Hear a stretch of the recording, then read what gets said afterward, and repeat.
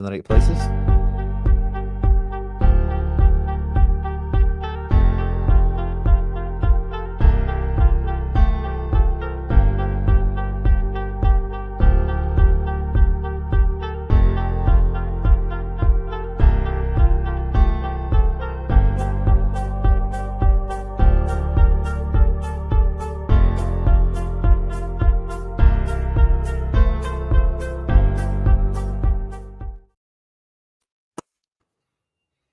Hail, hail! The Celts are here and we're live for the Sorare CSC on a Thursday night in between the away trip to the North Pole, as I called it in my breakdown, or Aberdonia to maybe the locals, and on the eve of taking on Hibs at Paradise, Fortress Paradise, before next week, which is going to be super tasty. One game at a time, one thing at a time here. Of course, we're here for the live stream tonight to look at the game that's just gone and the game that's just coming. I am Connie, of course, and as always, I'm joined by McBride. Good to see you, mate. Hail, hail. Hello, hail, hail. Good evening. That was a windy one last night, wasn't it? Fun and games watching that. So I was glad I hadn't travelled away to watch it. But yeah, good result in the end, which was nice. And our clean sheet as well. So all good. We're moving into a really important spell too. So looking forward to it. Yeah, and I definitely think, certainly for myself, I didn't really. You factor in that this is the away game. You factor in it's a night game, but coming into this match, I hadn't really thought too much about what if the weather is proper winter, that we get. And it was certainly a bit of a leveler. It felt like in opening periods of the game, we might get into some of the individuals and how they kind of coped or maybe didn't cope with it, perhaps. But alongside some refereeing decisions, there was a much more level playing field in this match than maybe, I don't know about yourself, but certainly I thought it might have been coming into it. Yeah, I think after the 6-0 win in the cup semi-final, it was like, maybe I wasn't really fearing it as much as you would do at one point. I mean, Aberdeen have got a really good record, obviously, at home this season, so not now, but I think they were unbeaten at home before that. So, yeah, I mean, you've got to give them a lot of credit. I think about my feeling going into it was I felt as if maybe they'd been overperforming a bit, and then their goalkeeper been out and everything, so quite difficult for them. It's not really got like a big squad or whatever. But it was the weather was a bit of a leveler. I think didn't really suit the way that we want to move the ball about, etc. And Aberdeen were always going to make it as difficult as possible. So refereeing and things have come some real unusual decisions there. Stuff that was either pretty weak or whatever. But yeah, I mean, that's not what we're going to focus on, I guess. But doing really well, top of the league, and our clean sheet as well, which is good going in games like that. So really delighted. Yeah, thanks everyone that's joined us live on YouTube, and we're on Facebook as well. Wherever you're watching the show, feel free to drop a like, subscribe, share, retweet, all that good stuff, guys. Get into the live chat no matter where you're tuning in from. We want to hear thoughts and feelings, reactions, hot takes, all that good stuff to the game that we did see last night, and maybe any curveballs and surprises we might see coming into the weekend. Because the team that went out to play this match, McBride, I watch a lot of Celtic fan media. I don't know about yourself or anyone else in the chat. Some of the guys I see in some other live chats that I join, I didn't see anyone predicting the team that Brendan actually put out for this one. How surprised were you by, just exactly? I don't know. Actually, I don't think you were too far away. I think you maybe got 10 out of 11 yourself. You went. I don't think you were too far out, but yeah, I adjusted. I know McCowan, I thought was massive in terms of a shock. Yeah, I adjusted it a wee bit. I think the percentages I put out were quite good, if you know what I mean. So like Valley started, I got the defence was fine. Furuhashi and Ida, I wasn't really sure about that because Ida's been starting more away games, right? So I thought that maybe he might start Ida away from home. And midfield wise, I had Bernardo and Engels at 60-40. So I never got the full 11, but I got enough to get my full teams out on Sorare, if that makes it, because obviously it's only 5-side teams. So I wasn't that surprised about it because Valley played the game against Aberdeen in the cup semi as well. So I kind of had a bit of a hunch that he'd maybe start just with all the games and everything racking up. For Bernardo, I mean, obviously his score wasn't sensational or anything, but I thought he looked pretty good, I must admit. I mean, it's a kind of horses for courses thing, and then goes maybe a wee rough spell or just, you know, a bit of tiredness after all the sort of games playing with Belgium, all that sort of stuff. But I like Paulo Bernardo. I think there's a real player in there, so it's a really nice option to have, actually having some choice and being able to bring in guys and go away and win to second in the league. You know, really good. Yeah, I thought Bernardo like really showed his qualities in this game, and the thing with this match is it's not Celtic Park and it's not Hampden. You know, it's a very different pitch, very different style of game as well. Aberdeen, as we know from the previous matches, like Rubezic, Helt Nielsen, Shinnie, these guys are hatchets. You know, we know what their style of play is going to be. We know how they're going to try and counter attack. And as much as like we can maybe talk about Aberdeen in a second, I suppose, but I think Bernardo really embodied what we needed in the midfield. And I think if you know that enough to play Bernardo in this midfield, like the big press from the Japanese players is obviously quite a distinctive part of our play. But Tawdry is not so big where you need the absolute mega press on of Maeda, Hatate, and Kyogo, because there's not enough room for them all to chase the ball around. You know, it's so small in comparison to your Hampdens and your Parkheads that 2 passes are hoofing it, you know, and there's no chance for them to move it left to right because it's a bigger ground and their players can spread out more. And subsequently, that's why I thought Ida would have, you know, it just made a lot more sense. You can still have Hatate doing that, still have Maeda doing that. Kuhn doesn't mind a bit of it either. Ida does it, you know. How good he is at it, who knows, but he does it. And I think when he came on, Ida, you really did see a big difference from him as well. But I think, yeah, Bernardo, like, the thing with Bernardo is he's always present. You know, like you're never worried. You're never thinking, where's Bernardo right now at any point in the game, like you have perhaps in the last couple of weeks with Engels. And maybe in seasons gone by, sometimes with Hatate, you know, where you're like, where was he today? Just went nowhere, did nothing. Bernardo is always where the ball is, give or take, you know, and he makes decisions really quickly, doesn't really lose his composure. And it's both sides of the game. He doesn't mind bringing a man down once in a while. And, you know, he doesn't mind going by a man once in a while either. You know, he's kind of just that does what the moment needs kind of guy, you know. So, yeah, I thought it was a good game from him. Yeah, I thought so as well. It's just really nice to have the options in there. I mean, Engels is probably going to have to adapt a wee bit to the Scottish game as well. You remember Bernardo obviously has had a bit of time to adapt to. It's funny you put up Hatate because, like, in like one of the group chats I was in with my dad and my pal and stuff, and I was like, Hatate's been absolutely rotten tonight. He's been terrible. Blah, blah, blah. And like a minute and a half later, he scored.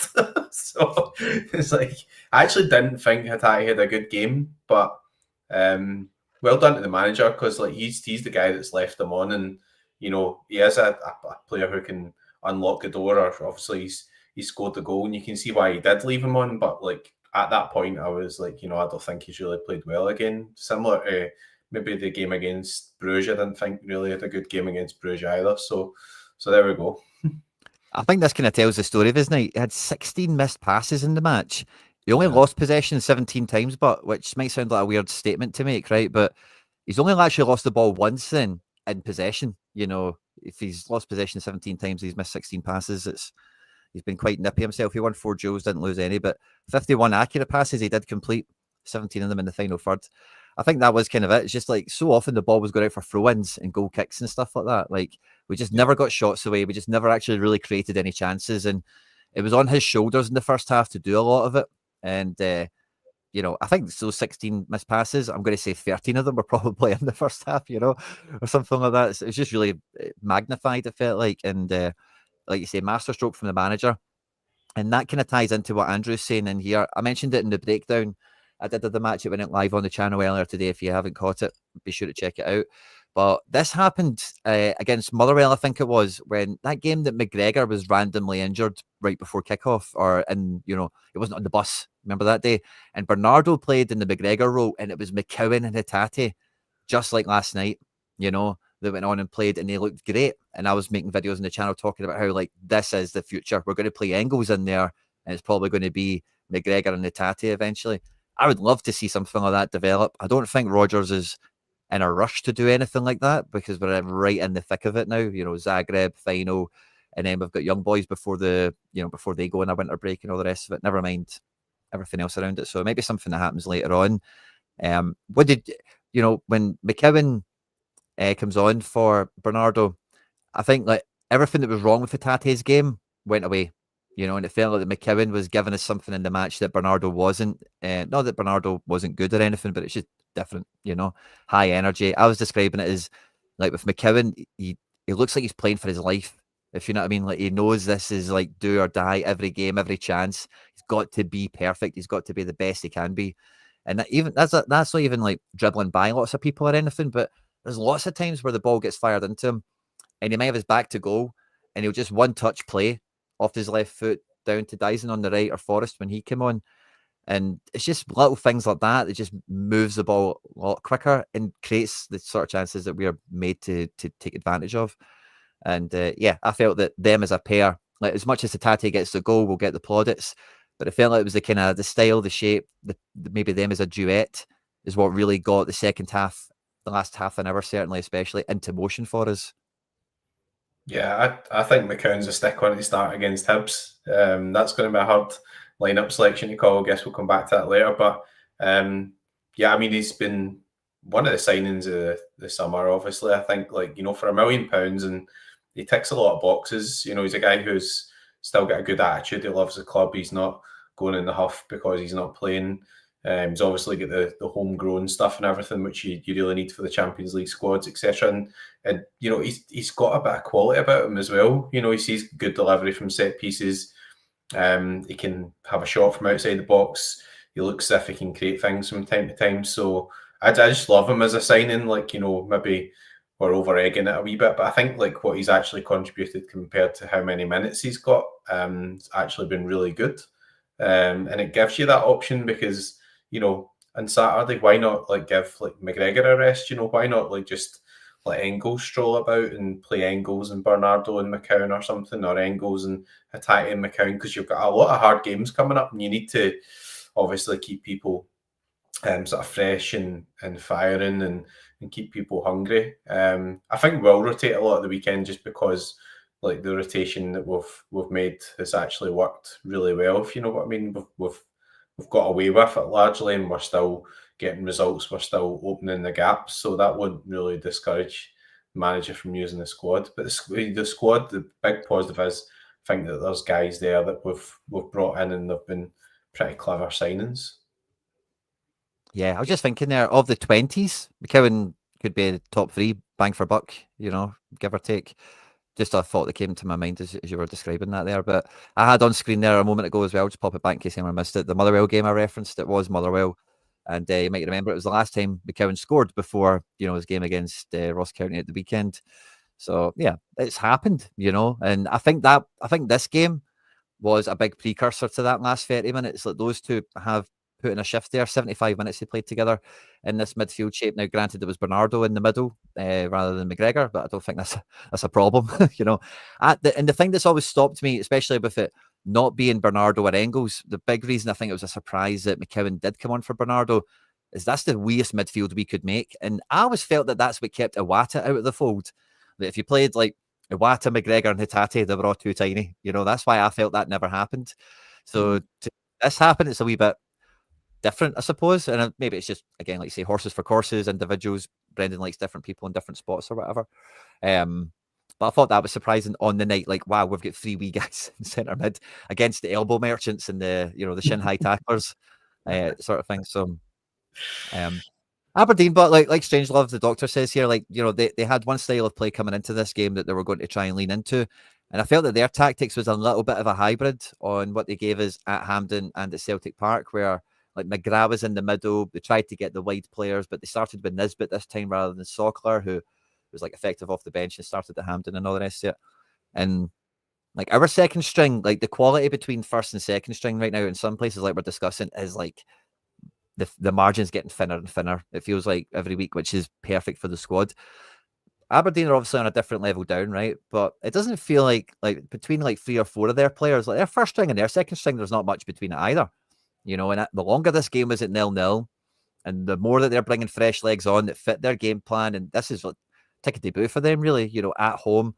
I was getting nervous before the goal went in, that something was just maybe going to go against us. The weather being a leveler, the referee. Like, Bernardo's corner should have counted for me. Like, I didn't mention it in the breakdown. I kind of missed it, unfortunately. But Doohan is just, like, drooping over Maeda and going, oh, He's stopping me getting to the ball, and it's like, come on, man. Like Dyson is like 5'2", you know. And, I was a bit gutted at that, but I got nervous for me at points. Yeah, I thought that was a ridiculous decision, honestly. I mean, obviously, once he's blown the whistle, then it's unlikely that VAR are going to overturn it. But I thought that was a terrible decision, honestly. Just that, like, anyway, it seems to happen quite a lot. I've seen somebody post up in X or Twitter, or whatever what I call it these days, one from down south, and it was pretty similar, and it got ruled out as well. And you're just thinking, no, I don't think there's goalkeepers really deserve that protection. But I think the other positive for that as well was that Bernardo's delivery was excellent from those balls in as well. So those are quite good signs, good things to have in the armoury as well. You know, Bernardo putting in good balls. McCowan has got a really good delivery as well. Obviously, Engel's been taking a lot of the set pieces. One thing that did frustrate me a lot, I mean, I'm not going to lie, like the start of the game, I think we had 3 or 4 corners and we played those short corners. And I get what we're trying to achieve with that sometimes, but like it's a blustery night. I was like, get the ball in the mixer, you know. It's team instructions and everything, but you know, it was a difficult night to get into their box. You're saying just put it on like the 6-yard box, so anything can happen for there. I think when McGrath got a few sort of set pieces or whatever, even for maybe 30, 35 yards out, his first thought was just try and get this ball right into the penalty area and cause some issues. So there we go. I guess obviously it's the style of play and everything that we've employed, but it's good to have those different options about. And yeah, I mean, like bringing on even like Engels, Greg Taylor, Ida, etc. Like, you know, it's looking pretty good at the moment, and the rotation's definitely working. And Carter Vickers, like I wasn't sure like whether or not he would actually feature at the weekend. So that's like I think it's 4 games in a row he started now. So, but it's good to see that there's no mucking about there or no sort of lingering stuff with that toe injury or whatever he had. Big man was brilliant again, really good. Yeah, I thought he was brilliant, and I would be very surprised if he played against Hibs, like you say. It's even just 3 games in a row. We've got Zagreb on Tuesday, and then the cup final is Sunday. You know, so the turnaround for that is actually pretty good. They'll be playing Thursday night, which is just a wee bit of funniness we can have with next week, of course. But you know, Zagreb's Tuesday. You know, we're playing Hibs Saturday. We've played Wednesday. I don't see Vickers making it, but it was brilliant. And again, I felt the first half of this game was a big deja vu to the first half against Bruges, with Vickers on the ball and trying to put Trusty on the ball and really getting out of the back line. Like, he just can't go back. He can't kill a man with not kill a man, but he can't like go by a man with a pass. He can't like miss a man out.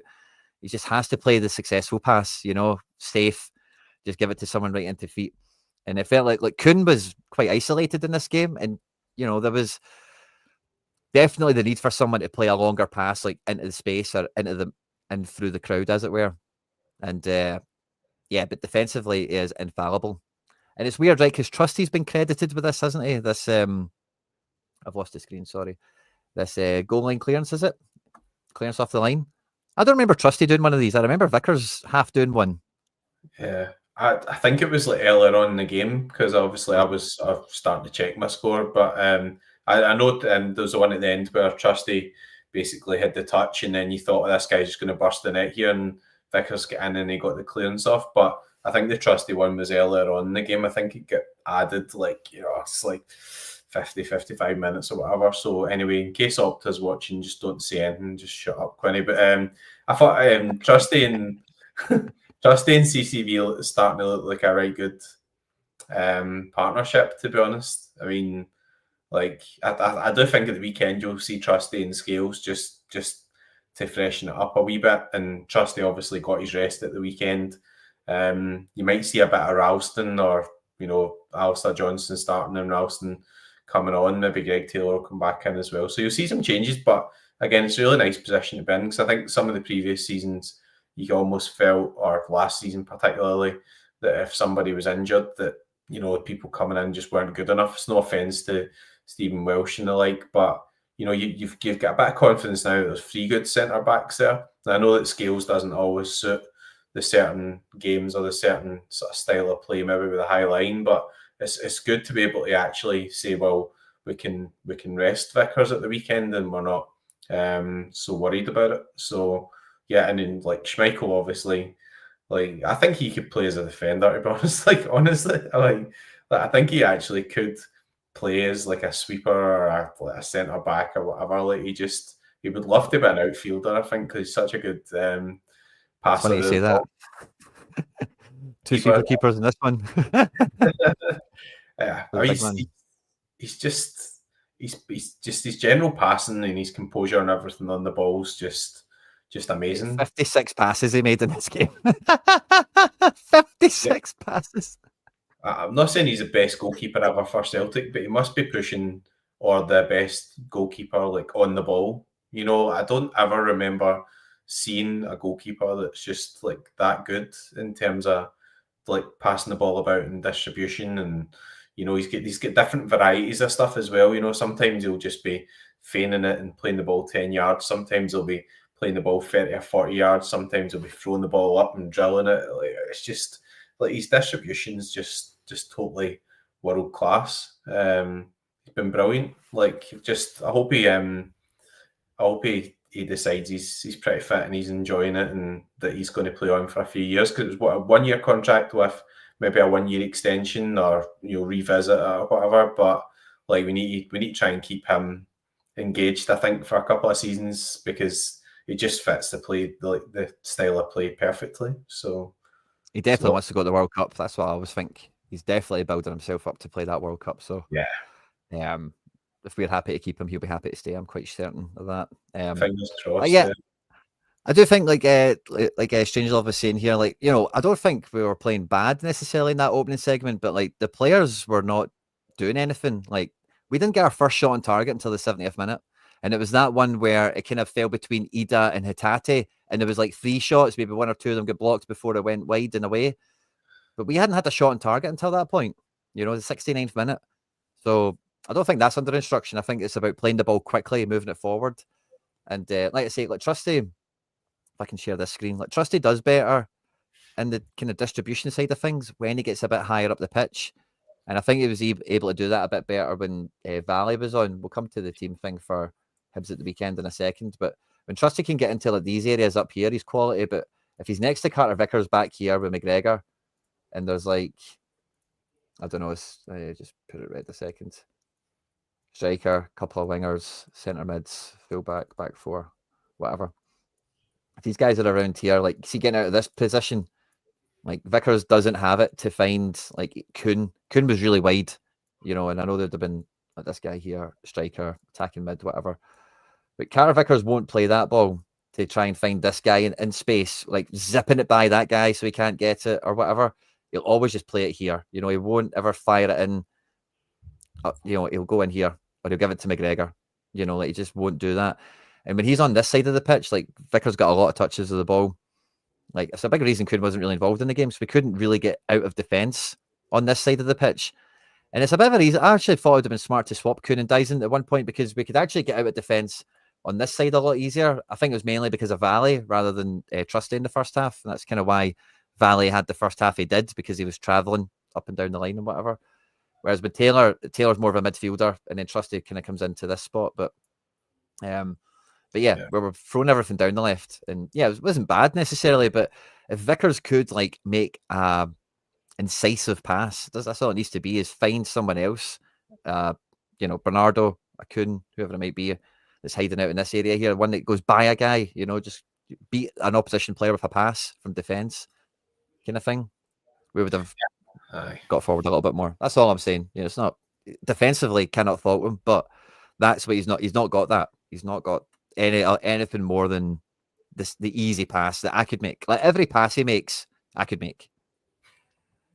I remember at one point in the game where he gave the ball to McGregor and then McGregor gave it back to him again, and I was like, he's going to give the ball back to him again. It's like, Quinn, he's going to be fuming now. Like, you know, it's like they're just playing a personal like tiki-taka game of backwards and forwards. But I think also you've got to give maybe a wee bit of credit to Aberdeen, the manager, as well, because it did look as if maybe they had, you know, they wanted that. They were quite happy. Yeah. They watched that sort of Bruges game or whatever, and they set up in a certain way. And I can kind of see why he's maybe played Furuhashi in that game as well, because, if Aberdeen are going to come on and press a bit like that, then you would have been hoping there would be some joy in behind. But the problem was, like, anytime you played a more expansive pass, like it'd be going up in the air, and before you'd know it, you didn't know whether it was coming backwards or it was all over the place with the wind and the swirling and all that type of stuff. So didn't really suit our style of play. But I agree with you, we never really created much in the first half. And again, that was the frustration with the corners or whatever. Sometimes maybe you've won a corner, you've not really been in their box for like 15 minutes, like, just be a wee bit more direct, like just based on the conditions, because that very first one, we played like a wee combination to get back to McGregor, and they decided couldn't do anything. They end up back like nearly in the halfway line. It's like, well, you've got yourself up to the final third. Just get it in the mixer just for this game only. But anyways, it turned out well, and I don't think Aberdeen caused as many problems as you might have anticipated with them being at home. It was like they were kind of just playing to kind of spoil it for a while and then maybe look to nick it, which I guess you can understand after getting beat 6-0. I mean, like, this is to be expected, I suppose. Just think maybe if they come out and just be more expansive or try to play Celtic at our game, then they would get humped. So. And Greg Taylor, the second highest rated player in the match, even though he only played 45 minutes. And I think Taylor at this level is brilliant. Like, playing SPFL, do or die matches, going on to win trebles, doing all this kind of stuff. Like, Taylor is brilliant for this. No two ways about it. And I won't have anyone disagree with me, because against these types of teams, even coming off the bench, he's capable of, the pass. Like, no one else played a ball like that. McGregor can do it. Guys can do it. No one done it. And it's great to see Atate get in on the end of it, of course. But I think Taylor, like Rodgers referred to him recently as well, saying he looks after the ball a little bit better than Valley. I think Valley was probably just shell-shocked at the conditions more than anything, to be honest with you. Poor lad has probably never experienced that climate, never mind played football in it, never mind played football in it in Pittodrie, and all the rest of it. So I give him a wee bit of latitude, to be quite honest with you, but Taylor just gets the job done for me, like I was saying to you, I had Taylor in 2 of my Sorare lineups, and even when I seen Valley started, I just had this feeling Taylor was still going to come good for me. Just had this feeling that no matter how long he gets on the pitch, he'll be involved in something. He'll do something good for us in this type of game, because he turns up in big matches domestically. No two ways about it. Yeah, I think it's a good thing having Valley in as well. Like, I think if you compare that, like Scales, so Scales hasn't played as much, but when he did play at the weekend, he played really well, so it was kind of like a bit like a man on a mission. So that's where you create that competition, and also for energy levels as well. After last season, let Bernabei go out on loan, and we were sitting talking about it in January, going, we need a left back here. And then remember with that spell where we thought Greg Taylor was injured, and we were going, what are we going to do for a left back? Might have ended up with maybe Scales at left back or whatever. So, at times maybe we've sort of run Greg Taylor right into the ground there in terms of energy levels, especially if he's getting up and down and advancing, getting into the midfield. I think he used to play as a midfielder when he was younger. So I think somebody said he had played a bit of midfield, sort of youth level or whatever. I don't know. Maybe not necessarily for Kilmarnock, but I think he has played as a midfielder. So I think that role suits him. And, been out of contract, I think he definitely deserves a contract. It's just, whether or not he accepts that he's not always going to be automatically first choice type thing, whether we're going to be looking to try and bring in a Valley and ultimately, develop him, or whether you look at both of them and go, they're both in a way a wee bit more similar. Maybe we need another sort of option there. I don't think Bernabei is going to come back, but it sounds like we're going to get good money for him. They think he's Roberto Carlos over there, so somebody can pay Roberto Carlos. Done our assist at the weekend. Unbelievable. Like, he's done really well. So there we go. I'd bring him back. I'd bring him back, no bother. All you need is one good Champions League performance out of him, and you double his value. No two ways about it. He plays one good game in the Champions League. And who do we have after the break? We've got Young Boys, and then Villa. I know Aston Villa's the last game, so is it Young Boys, then Villa? Yeah. Play him against Young Boys. Just go for it. Take the cap. Play him against Young Boys. Treble his value. Get him an Argentina cap, Playing the Listen, Champions League will do that. I, I Sell wouldn't him be for against, 30 million. Sell him I for wouldn't 30. I wouldn't be against bringing him back. Honestly, I know that people just think that's wild, but the Brazilian league's not like an easy league, so Oh, he's done really well there, and that experience might have done him good. Maybe I don't know. Obviously, he's an Argentinian lad. Maybe he just feels more comfortable in South America, but I wouldn't be against bringing him back, but I think what will happen is Celtic will take the money and they'll just say, right, we spent 3 million. Probably thought we were going to get him sold for free Freddos. He looked terrible. So if we get 6 million or whatever, then it's like, right, we can go and we can buy somebody, even buy Valley. You know, like if he's available for a few million, even if he's on, you know, maybe a slightly higher wage than you'd expect for something that's 20, like, you know, he's obviously a good player. Like, I really like him. He's got loads about him, and he's only 20, so that fits right into the type of model that we're trying to sort of work on, and then just leave that competition there. I'll just say to Greg Taylor, we'll give you a new deal.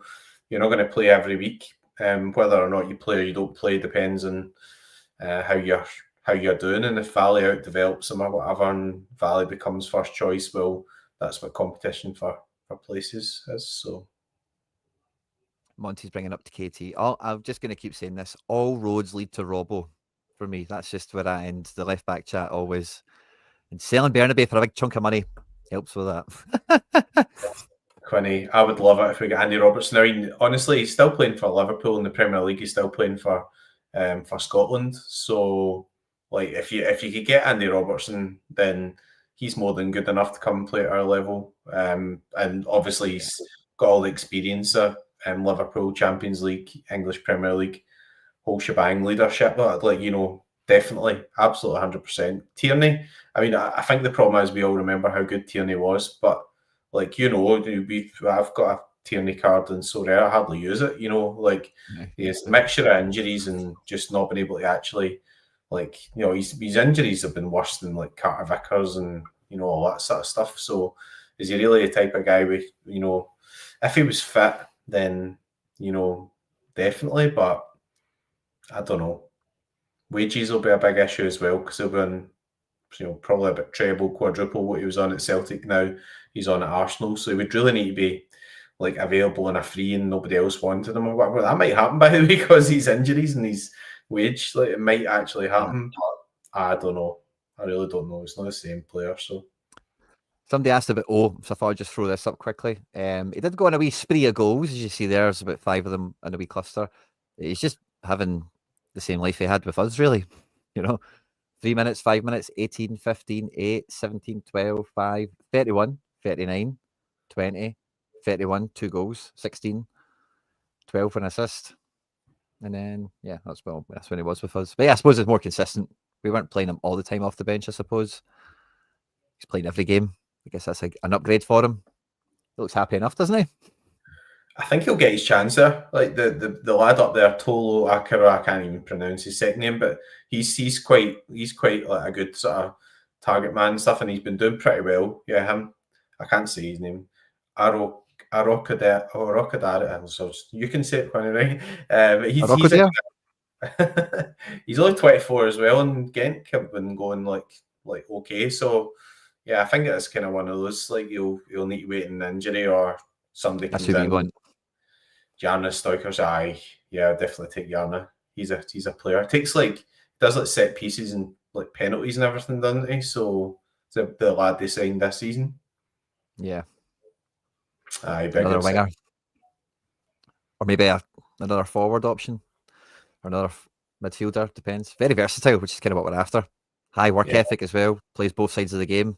Takes sets on occasion, like you say.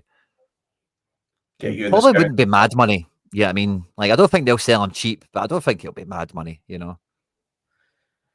They've got a good record of selling guys on, obviously, for decent money there as well. But, you know, now we're in the bracket of spending 11 million in Engels. Like, I wouldn't put anybody off buying somebody like Jarno Stoikers. Like he would. I'd pay 13 for Stoikers. Aye, definitely. I think that's what we should do, right? I think, like, you know, if Palma goes to the MLS and Bernabei goes or whatever, like, in January we should be going, right, we don't need another 50 million gazillion players, but why don't we go and get a really good left winger, somebody that that isn't the same style of player as Maeda. I don't know if there is a style of player out there that's the style of player in Maeda, but like Someone that's a winger. Somebody offers something slightly different from what Maeda gives you. Another young sort of exciting prospect. I've seen the Kvistgaard stuff again, like because I think he can play like anywhere across the front line as well, and he's a kind of more mobile guy. I think he's been doing pretty well for Brøndby, and it's sort of been a name that's been on the list for a long time. So it'll be the rumours like just starting to hot up again. But yeah, I mean, if you do the business in the the game against Zagreb, or at least get a draw or whatever, then you get into January knowing that you've got at least 4 European games to come as well. So that's a really nice position to be in, I think. He's injured at the moment, Kvistgaard. Is he? Right. Yeah, he's missed the last couple of games, I think. Yeah, 2 games he's missed. I was in good form, but he always gets linked to us. Yeah, he always gets linked to us. I remember, the very first time we got linked to him, it was like, oh, he scored X in goals in X games, but it was like he got like 6 of them in one match or something. It was just like a mad gluttony of goals at one point. And I just get deja vu there when I seen that hat trick against Midtjylland of all people. A very good profile, but like I think it's kind of the type of like player that might suit our sort of front line. It's quite quick and But anyway, I mean that's I think that was just one of the sort of names that was thrown in again. Been injured a fair amount, eh? Aye. Yeah, I suppose that's back to what 2000 and that's a good while ago, isn't it? So last 2 years, a couple of years ago.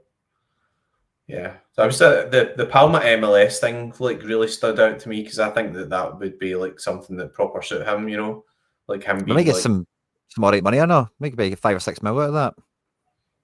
Yeah, well, I mean the marker was laid down with Abada, wasn't it? It was like 8 or 9 million or something we got for Abada, maybe more from Charlotte. So like Palma does pretty well for Honduras. So in that neck of the woods, obviously, it's pretty popular and they'll see that. So I don't think Palma really just fits like the sort of style of play that Rodgers wants to play, or just doesn't really fit in with this system that we're playing. So if we could get a few million for him, then so be it. So yeah, and I think like Palma and Bernabei, that could be the thick end of 15 million quid that we get. Sorry guys, I need to switch cameras. That could be the thick end 15 million quid that we bring in for January, and we could just spend that in January, and doesn't even affect anything, in terms of the books and all that. I think this camera's on a slight delay, sorry if it's distracting or annoying. You need to rest your camera, you need to operate a squad rotation system a la Brendan Rodgers in your cameras, Quinny. I'll do that. I'll go change my battery, 2 seconds. I can still hear you, by the way. I know, definitely can. Yeah, and Mickey Fu saying Kvistgaard's a fast and agile striker, number 10, quite injury prone this season. Yeah, I mean, I don't think really Celtic want somebody that's injury prone, but it would be. I don't think he would start every week for Celtic at the moment, if that makes sense. So probably going to come in and sort of compete with like sort of Maeda, and come in on rotation. So maybe it will not be too bad. Strangelove be looking in Japan for a winger. I see Mitsuta's out of contract in the summer for San Frecce, so he would be a good profile, kind of like nice technical player, Hatati type player. I've not seen much of him recently, like I just kind of got that in my head. But Mitsuta's definitely out of contract next summer, 2025. So would be a pretty handy free transfer, to be fair. And Mitsuta's got that position. He's got a bit of that. He's been coming off the bench now. I don't know if they're trying to keep him on ice to sell him. Don't get hurt, Mitsouta would be all right. I always remember that Scarden, if I say it, or I don't even know how to say it, but I remember when I watched his like Y Scout package when we first got linked to him. It reminded me of Abada, if you know what I mean, like very direct. He's not going to do step overs and stuff, but he like goes by people. And like, you can see with those decisives we looked at, like he can hit the net, he can just goal, shoot, score, that kind of thing. So I don't know. The injury record puts me off. The transfer fee has always put me off with that link. It's just always been something mad for a guy that is not going to be in our best 11, Yeah. I would much rather see if we're going to go cheap as well, by the way. That Kiskinen last night played left wing. I thought he could only, I've not really watched him or anything, but he's played right wing predominantly. But against us last night, he played left. If he can be developed as a left winger, I would just go give Aberdeen. What do we pay for McCowan? I'd just go give them the same figure and just go, right, there's that plus Yang. If you want him on loan or something, use him and have him come off the bench because he's all right. He can be developed if it's like you're doing it on the cheap and you're playing somebody underdizing. But I think just depends what route they go down. But yeah, somebody like Masuta or Stoikers. I think Stoikers could be played on the left as well. I think there's room for Kuhn. Kuhn can play both sides as well, so you can play around it with it ever so slightly. I think that'll take us on quite nicely, McBride, because this weekend you're going to the game and it's Fortress Paradise again. Celtic are at home to Hibs. And I said in my post-match analysis of Celtic Aberdeen that this was maybe one of the hardest predicted 11s to do with Celtic Aberdeen. I don't know if this gets any easier. I guess these all the names that are in the frame. I don't think there's anyone else you would add, certainly, but maybe one or two of them you don't really have them in the reckoning. But it's anyone's guess. I think there's a theory going out there, I would say, that the team that played Aberdeen could just be the team that plays Zagreb, and the team that played Ross County could be the team that plays Hibs.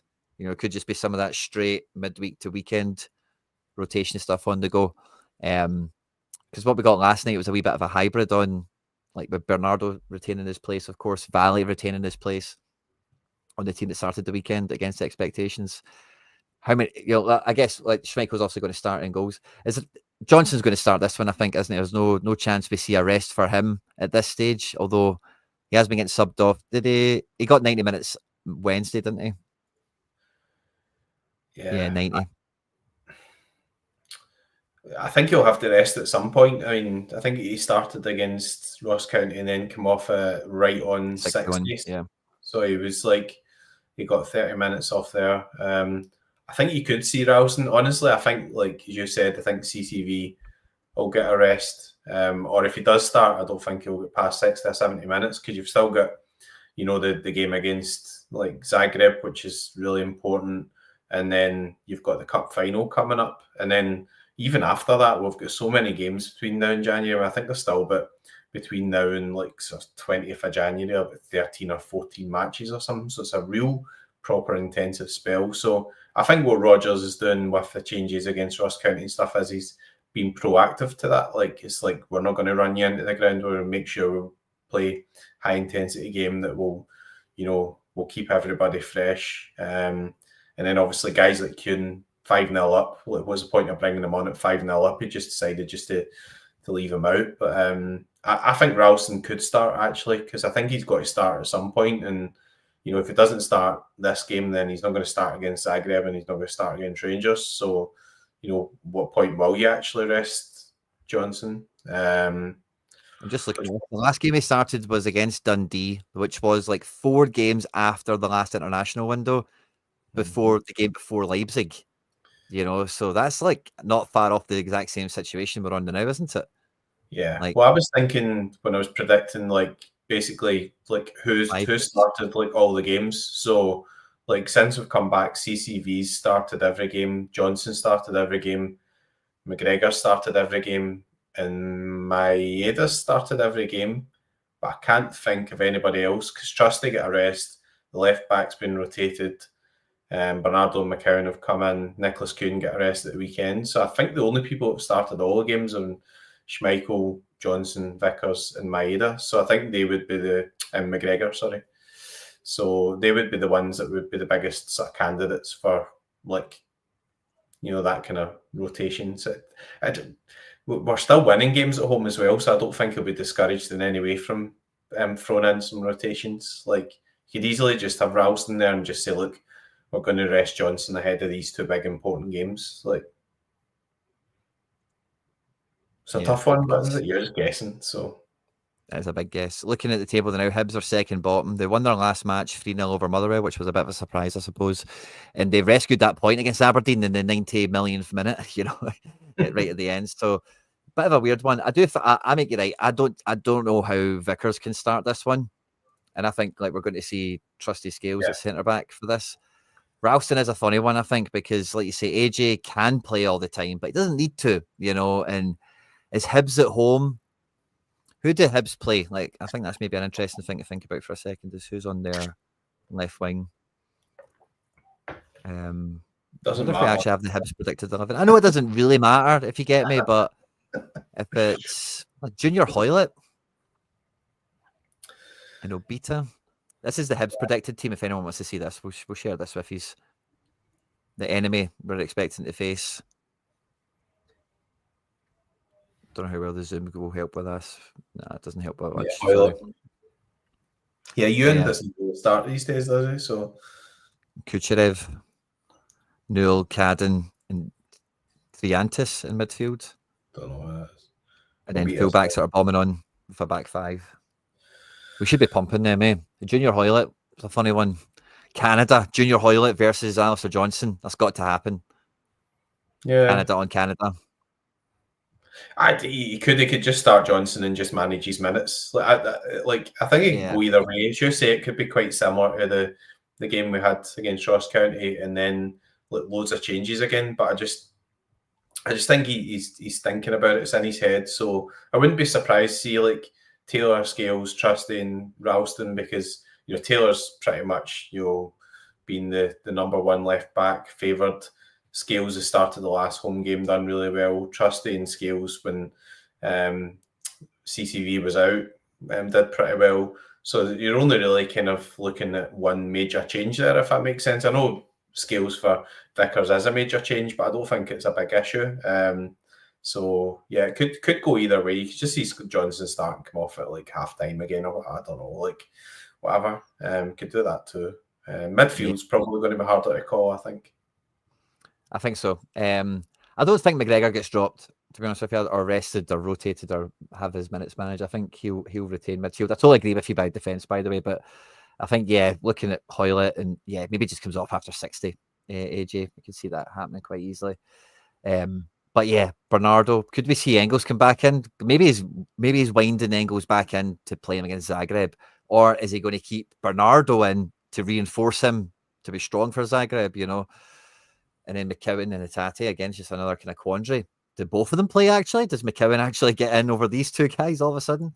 I don't think so from the start. Like I said, 3 wee guys, I can't see it. But I don't think he takes Hatate out of the team. Or does he? Does he go to that weekend to midweek thing? It's quite tough, I think, to work that out. Because Hatate is a guy that normally plays all the time. It's about, you need him in form. That's a big kind of thing we've seen with him.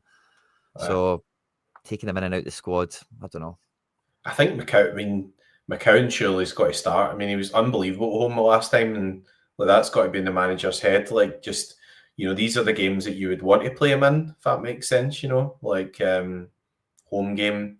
Also, he must be not far off pushing a position in the team. I mean, Hatate obviously got that goal, but if he'd have continued giving the ball away or whatever, some people would have been saying, are we far off giving McCowan a chance here, if that makes sense? So I think Engels will come back in. I don't think he'll continue to sit out just based on like just normal rotation and stuff. So you might have like, that's hard. I wouldn't like be too surprised to see Engels, Bernardo, and McCowan. Honestly, I know you're saying about Callum McGregor. He does get a rest, obviously, over international games, but that could work. That could be an easy way to, that could be an easy way to keep Bernardo kind of ticking on and whatnot. Take McGregor out for a minute. Engels, I think you definitely want Engels against Hibs because he does the same. If we can get him doing the same job as McGregor, but he's like a narrow box-to-box type midfielder, but he's never really an attacking midfielder. He's got a good range of passing, actually, that Bernardo doesn't have. And against a team like Hibs, I think you would probably want Engels in midfield, in fact. But that's an interesting point. Actually play Bernardo in there. Give McGregor the day off. I think he'll just try and be proactive. Remember you were saying the game where Callum McGregor ended up sitting out and it was like an adductor strain. So it was like a wear and tear thing. Now, a good thing with McGregor is the 3 international breaks off. So he's not got as much football under his belt this season as he would normally have. But you're looking ahead to 2 huge games during the week, and they're more important than this game. I know the league's important as well, but we've opened a gap. So I think you could see a bit more sort of messing about in there, just like based on what he's done last weekend. I think Dyson's a stick on to get benched at some point. Nothing to do with form or anything. Just his energy levels are incredible. But again, he was away with Japan and everything, and you probably want Dyson fresh for going away to Dynamo away. I would have thought. That's just my view on it. And he's a crucial player against Rangers because he usually, we'll see who plays for Rangers at right back because Tav's been rotated and everything. But he's a guy who normally obviously causes lots of issues there as well. So I think Kuhn will probably start just because he got a full rest the last Saturday, and so he'll probably play 60 or 70. I'm with you on that one. I think Kuhn comes right back into it. I just found Valley. I'd left him on inverted fullback walkabouts. Had to slide that away there. But yeah, I still think the midfield is really hard to pick. I'm with you, but Kuhn, I think, is a stick on here. Dyson, I guess we'll come back to the midfield in a second, I suppose. I was actually thought Forrest was in with a chance of starting against Aberdeen when he done the press conference. I was like, oh no, he's starting. I've played Dyson's everywhere. And he probably should have started, by the way, because Dyson's delivery as like a winger is sub. It's not good. And Forrest's left foot is way underrated. He's definitely been working on it since Ange came in. And obviously, we know how good he is with his right. But even on this left-hand side, he can cut in and he can hit the line. He's not one-dimensional in that way. He's not got the pace. Still gets by people in this division, but he's clever and he's got some tricks, Good balance. So, yeah, I could see that. But again, I always kind of think with Dyson and Rio, in particular, these guys, that it's about keeping them playing all the time. They don't want to rest. They want to play all the time, and they will probably feel they get better the more reps they're getting in, and same with McGregor as well. These guys will want to play all the time. It's hard. It's hard. How many changes did we make against Ross County? Was it 6? 6 rings a bell, yeah. Yeah, because I think we were saying, you were saying around about 4-ish, and I thought there would be slightly more. So I think it'll be similar again, just because Hibs haven't really been that good. There's been lots of chat about the long run of games and, using all. He said we'll need to use every squad member. So that was like Rodgers basically saying you have games where you'll see pretty much anybody here. Yang might even get a start. I don't know. I mean, I think Yang's actually looked relatively sharp, to be honest. Like when I've seen him, he's looked no bad. And I think it would make sense to start Ida again. Just don't know. Just he started the last home game. He scored. You need to get some fitness into him as well. I think he's started to look marginally more like sharper. When he's come on at the end, he's started to look a bit more match fit. So with all the games coming, I think you need to get his fitness up as well. And I'm thinking what I would do against Dynamo Zagreb, right? They've got guys like that Theopel and Rostovsky and Torrentes, not bad, but they've got guys at the back where you could really outpace them. So I think you probably want Kuhn, Maeda and Furuhashi to start that game, being the same sort of team starting against Aberdeen. So I think that leads me into Forrest and Ida for this one, and Kuhn I think just maybe start and then just come off. So yeah, well, I think minutes are definitely going to be spread around on this one. I can see this front three starting very easily. Kuhn, Ida, Forrest, no problem. Again, it kind of fits in with the whole weekend to midweek rotation a little bit with Ida and Forrest.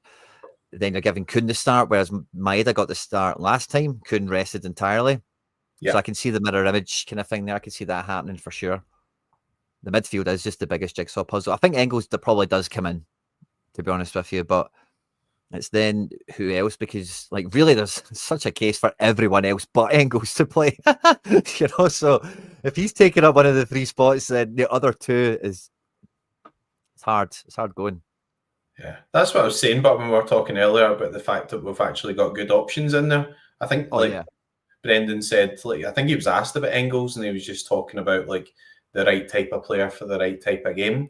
So that suggests to me that maybe Bernardo might not start this game, but you just don't know. Maybe he doesn't start this game. Maybe he fancies him against Dynamo Zagreb. You just don't know. It depends on the type of game he wants to play. But it's a nice problem to have, because we've got a couple of quality. Not everybody's been sort of maybe saying Engels has not been as good as they thought they were going to be and all that sort of stuff. But yeah, he's playing for Belgium, and I think he needs to develop, but he needs to adapt as well. So having Paulo Bernardo in there, having McCowan chip in some goals and stuff, it's a really, really nice sort of balance across the midfield sort of six. And then you could come up with arguments for like 5 different combinations of that 6 to start against Hibs, I think. So that's what it is. I think this is my projected 11 based on our chat. I think it'll be pretty close to that. I really think it will be. I think it'd be pretty harsh on Bernardo not to start, but I don't think it's a case of that at all. I think the message just now has got to be that everybody's going to have to play their part, and you're not getting dropped that because you're not starting. This is just a game where we play a different 11, and you'll be playing the next game week, or you'll be playing against Rangers or whatever. It's not about being dropped because you're not playing well enough. It's just using the squad. So that looks pretty close.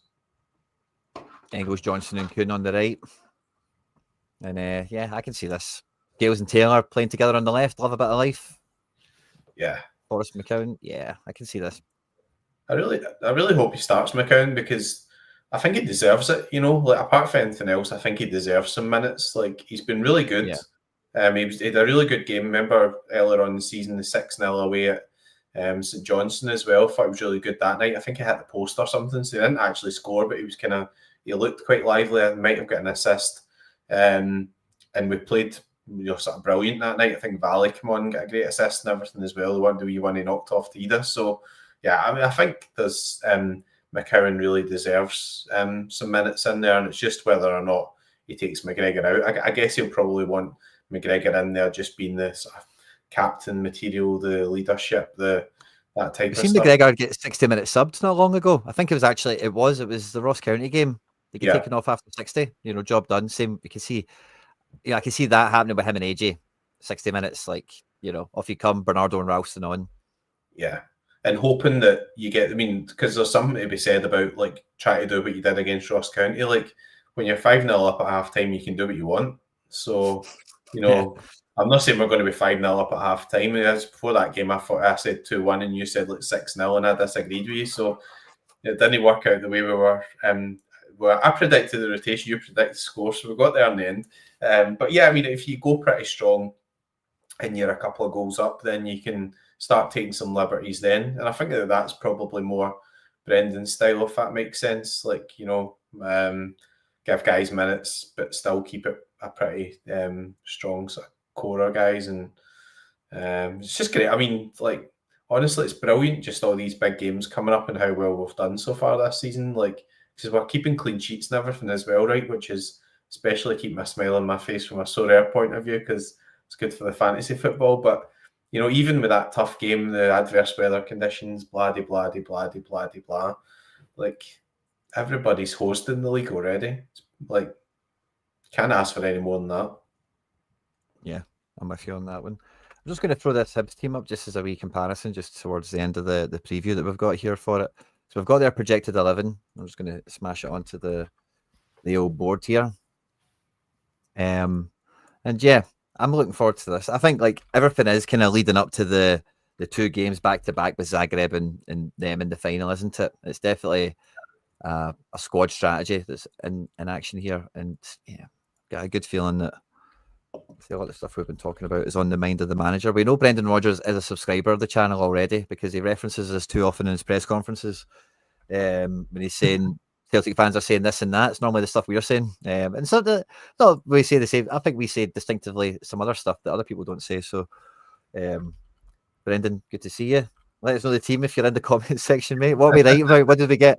What did we get right, Brendan? What did we get wrong? We're barking up the wrong tree. With Ida, Robert McCowan, let us know. And we'll give you this. I tell you what, Brendan, we'll give you the Hibs predicted team since you've joined us live tonight, mate. Thanks for watching, Brendan. We're looking for some pace, power, intensity. That's it. Beautiful human beings. And then Hoylett and Kucheriev up front. Awesome. Yeah, Hoylett against Trusty and AJ is kind of funny to see on the screen here. Hoylett's quite quick, isn't he? Is he? He's kind of like a pace guy. Is that right? I've not really seen much of him recently, but I think he's probably a guy that's got legs. And the other boy, Kucheriev, he's more a sort of hold-up player, kind of target manish. I don't know, like plays more up top. I think from memory, I can't remember. Maybe I'm just talking complete and utter rubbish, but